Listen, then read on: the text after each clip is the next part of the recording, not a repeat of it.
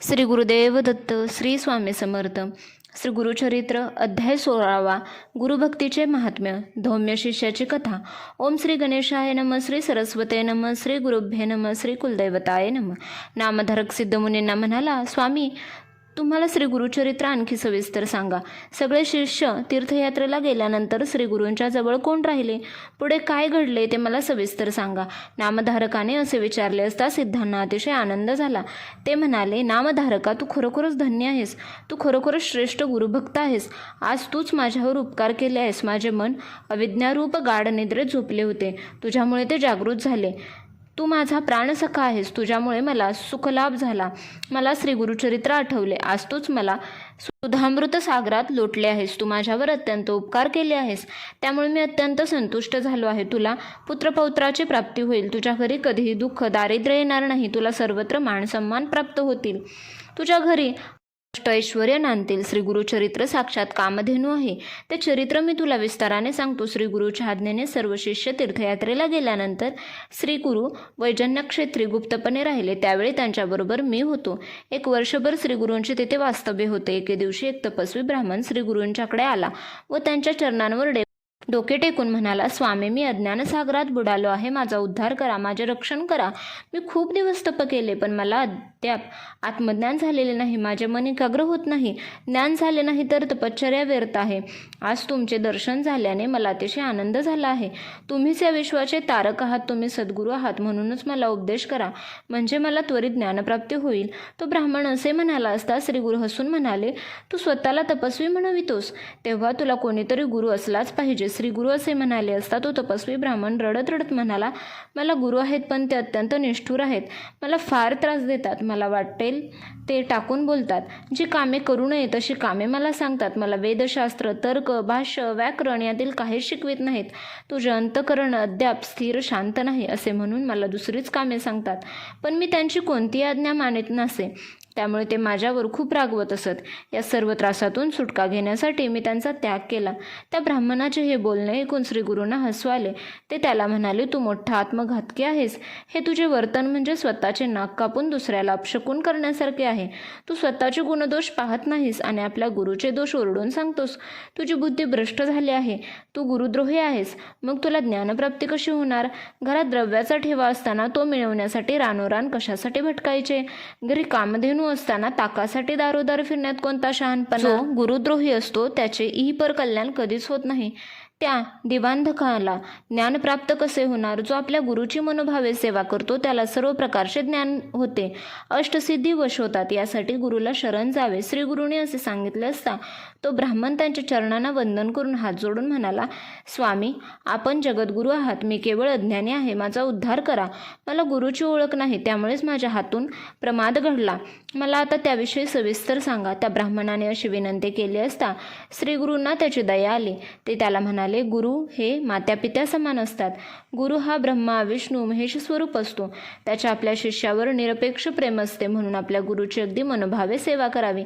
याविषयी मी तुला एक प्राचीन कथा सांगतो. ही कथा महाभारताच्या आदिपर्वात आलेली आहे. द्वापार युगाच्या अखेरच्या काळातील ही कथा आहे. त्या काळी धौम्य नावाचे एक थोर ऋषी होते. त्यांचा एक आश्रम होता. त्या आश्रमात अनेक शिष्य होते. ते आपल्या गुरूंची मनोभावे सेवा करून वेदविद्या शिकवित होते. त्याच आश्रमात अरुणी, वैद्य व उपमन्यू असे 3 शिष्य आपल्या गुरूंची सेवा करीत वेदाध्ययन करीत होते. पूर्वी आपल्या शिष्यांना अनेक प्रकारची कामे करावयास लावत. ही कामे शिष्य किती चिकाटीने, कष्टाने व आपल्या गुरुवरील परमश्रद्धेने करतात याची ते परीक्षा घेत असत. मग सर्व कसोट्यांवर उतरलेल्या शिष्यावर तत्काळ कृपा करून त्याच्या मनोकामना पूर्ण करीत. धौम्य ऋषी याच परंपरेतील होते. एकदा काय झाले, पावसाळ्याचे दिवस होते. आकाशात काळे मेघ जमले होते.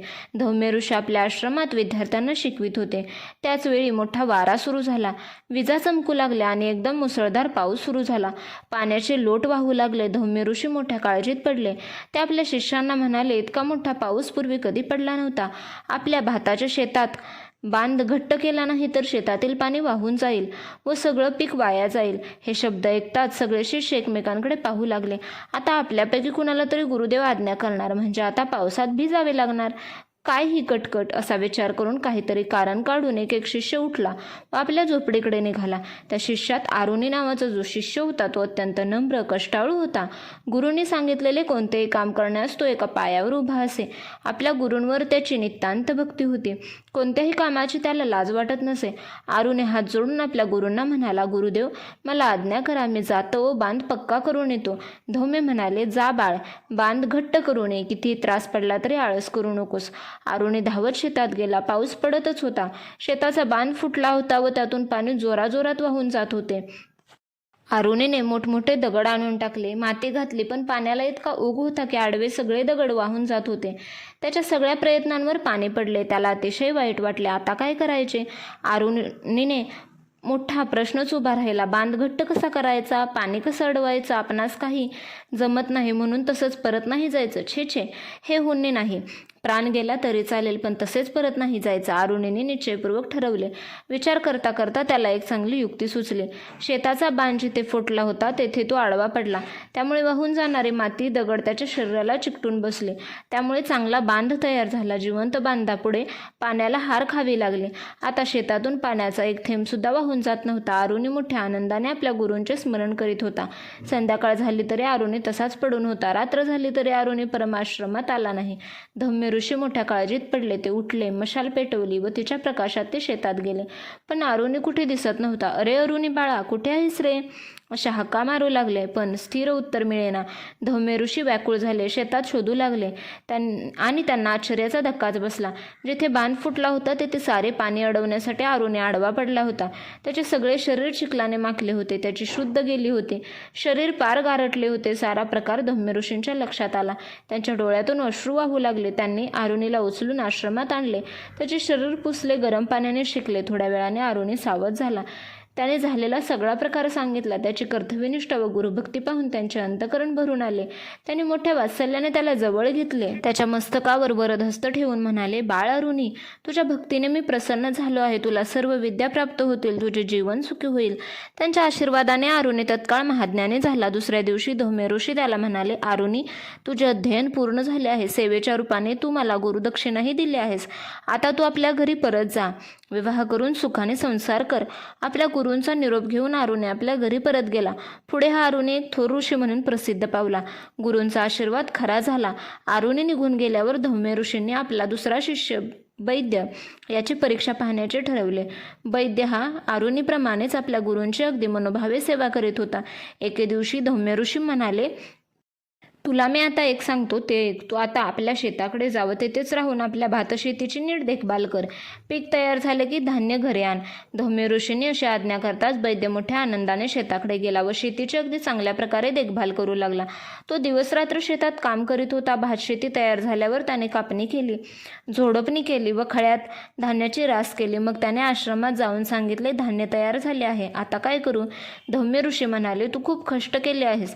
आता तयार झालेले धान्य घेऊ नये असे सांगून त्याला एक रेडा जुंपलेला गाडा दिला. बैद गाडा घेऊन शेतात गेला. त्याने 2 खंडी भात गाड्यात भरले व तो धान्याचा गाडा घेऊन आश्रमाकडे निघाला.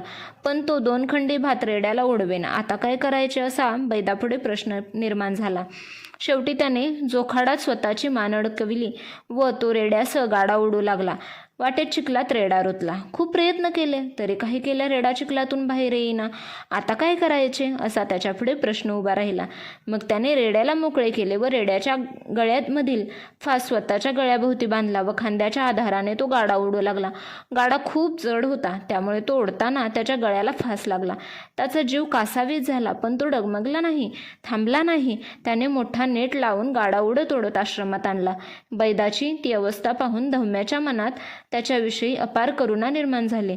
त्यांनी बैदाला सोडावून मोठ्या प्रेमाने त्याला गाढ आलिंगन दिले. बैदाची भक्ती, श्रद्धा, कर्तव्यनिष्ठा पाहून धम्य ऋषी प्रसन्न झाले. त्याने त्याच्या मस्तकावर वरदहस्त ठेवून त्याला आशीर्वाद दिला, तू सर्व शास्त्र संपन्न होशील. त्याच क्षणी त्याला सर्व विद्या प्राप्त झाल्या. मग तो आपल्या गुरूंना वंदन करून स्वगृही परत गेला. धम्य ऋषींचा तिसरा शिष्य उपमन्यू, तोही आपल्या गुरूंची मनोभावे सेवा करीत असे. धम्य ऋषी आपल्या शिष्यांची अगदी कसून परीक्षा घेत असत. व मगच त्यांच्यावर कृपा करीत असत. उपमन्यूची भूक मोठी होती, त्यामुळे तो खूप खात असे. अशा आहारामुळे त्याची बुद्धी जड झाली होती, त्यामुळे विद्याभ्यासात त्याची प्रगती होत नसे. यावर गुरूंनी एक उपाय शोधून काढला. त्यांनी त्याला गायीगुरे चारण्याचे काम दिले. गुरूंच्या आज्ञेने तो दररोज गुरेवासरे रानात घेऊन जात असे. उपमन्यू दिवसभर गायीगुरे रानात चरत असे व संध्याकाळी परत आणत असे. आता याची परीक्षा घ्यायची असे गुरूंनी ठरविले. नेहमीप्रमाणे उपमन्यू संध्याकाळी गायी घेऊन परत आला. तेव्हा गुरूंनी त्याला विचारले, बाळ उपमन्यू, मी तर तुला खायला काहीही देत नाही, तरी सुद्धा तुझे शरीर इतके पुष्ट कसे? उपमन्यू म्हणाला, गुरुदेव, गुरेवासरे रानात चरत असताना मी दुपारच्या वेळी जवळपासच्या 4 घरी अन्नाची भिक्षा मागतो व जेवतो. गुरु धौम्य म्हणाले, अरे, मिळालेली भिक्षा मला अर्पण केल्याशिवाय खाणे योग्य नाही, ते पाप आहे. तेव्हा जी भिक्षा मिळेल ती प्रथम मला देत जा. गुरूंच्या आज्ञेप्रमाणे उपमन्यू वागू लागला, पण गुरु त्या भिक्षेतील एक घासही उपमन्यूला देत नसत. काही दिवसांनी गुरूंनी पुन्हा विचारले, बाळ, आता तू काय खातोस? उपमन्यू म्हणाला, गुरुदेव, पहिली भिक्षा तुम्हाला देतो व दुसरी भिक्षा मी खातो. तेव्हा गुरु म्हणाले, अरे, 2 वेळा भिक्षा मागणे पाप आहे. उपमन्यूने गुरूंच्या आज्ञेचे पूर्ण पालन केले, तरी सुद्धा त्याचे शरीर पूर्वीसारखेच पुष्ट. काही दिवसांनी पुन्हा उपमन्यू पूर्वीसारखा पुष्ट पाहून गुरूंनी, बाळ, आता काय खातोस? उपमन्यू म्हणाला, गुरुदेव, रानात गायींना वासरे पिऊ लागली की त्यांच्या तोंडातून दूध बाहेर गळते. गळणारे ते दूध मी द्रोणात धरून पितो. तेव्हा गुरु म्हणाले, अरे रे, ही तर सर्वात वाईट गोष्ट. उष्टे काही खाल्ले असता माणसाची बुद्धी मंद होते. उपमन्यूने तेही सोडून दिले. आता त्याला उपवास घडू लागला. काय खावे त्याला समजेना. तो भुकेने अगदी कासावीस होत असे. संध्याकाळी परत येताना त्याच्या अंगात अगदी त्राण नसे. एके दिवशी रानात रुईच्या पानातून पांढरा शुभ्र चीक गळत असल्याचे उपमन्यूने पाहिले. त्याला वाटले ते दूध आहे, हे उष्टे दूध नाही. असा विचार करून त्याने पानांच्या द्रोणात तो दूध समजून तो त्याला प्यायला. पण पिता पिता त्याच्या डोळ्यात चीक गेला, त्यामुळे त्याची दृष्टीच गेली. तो आंधळा झाला. त्याला समोरचे काहीच दिसेनासे झाले. आता गुरांना घरी कसे न्यायचे, त्याच्यापुढे मोठा प्रश्न पडला. आता आपणास गुरुदेव रागवणार, त्यांना काय सांगायचे? तरी तो तसाच चालत गायी हाकू लागला, परंतु एका विहिरीत पडला. दृष्टी गेल्यामुळे त्याला विहिरीतून बाहेर पडता येईना. संध्याकाळ झाली. गुरे आश्रमात परत गेली. अजून उपमन्यू कसा आला नाही याबद्दल ऋषींना काळजी वाटू लागली. ते त्याला शोधण्यासाठी रानात गेले. ते त्याला मोठमोठ्याने हाका मारू लागले. गुरूंचे शब्द कानी पडताच विहिरीत पडलेला उपमन्यू मोठ्यांदा म्हणाला, गुरुदेव, मी इथे विहिरीत पडलो आहे, तू विहिरीत कसा पडलास? असे त्यांनी विचारले असता उपमन्यूने जे घडले ते सर्व सांगितले. ते ऐकताच धौम्य ऋषींना अतिशय वाईट वाटले. त्यांच्या मनात अपार कृपा आली. त्यांनी उपमन्यूला अश्विनी कुमारांचे स्मरण करण्यास सांगितले. त्यांनी अश्विनी कुमारांचा धावा करताच प्रसन्न झालेल्या अश्विनी कुमारांच्या कृपेने उपमन्यूला पुन्हा दृष्टी आली. तो विहिरीतून बाहेर आला. त्याने आपल्या कृपासागर गुरुदेवांच्या शरणांना भक्तिभावाने वंदन केले. उपमन्यूचा भक्तिभाव, त्याची गुरुवरील अनन्य निष्ठा पाहून धौम्य ऋषींनी त्याला पोटाशी धरले. प्रसन्न झालेल्या धौम्य ऋषींनी आशीर्वादपूर्वक आपला वरदहस्त उपमन्यूच्या मस्तकावर ठेवला. त्या क्षणी उपमन्यूला सर्व विद्या प्राप्त झाल्या. त्याने त्याला घरी जाण्यास परवानगी दिली. धौम्य ऋषी त्याला म्हणाले, तुला सर्व विद्या प्राप्त झाल्या आहेत. आता तू घरी जाऊन सुखाने संसार कर. तुला खूप मोठी कीर्ती प्राप्त होईल. तुला अनेक शिष्य मिळतील. तुझा शिष्य उत्तंक मोठा ज्ञानी व महापराक्रमी होईल. गुरुदक्षिणा म्हणून तो शेषाला जिंकून कुंडले आणून देईल. जनमेजय राजाला सर्पसत्रात मदत करील. इंद्राला तक्षकासह शरण आणेल. धौम्य ऋषींनी असा आशीर्वाद दिला असता उपमन्यू आनंदाने स्वगृही गेला. सिद्ध म्हणाले, नामधारका, गुरुसेवेचे आदर्श उदाहरणे व गुरुसेवेचे महात्म्य याविषयी श्री गुरु नृसिंह सरस्वतींनी त्या तापसी ब्राह्मणाला धौम्य ऋषींच्या कथा सांगितल्या. त्या कथा सांगून श्री नृसिंह सरस्वती ब्राह्मणाला म्हणाले, तू गुरु कडक बोलतात, वाटेल ती कामे सांगतात, म्हणून त्यांचा त्याग करून इथे आलास.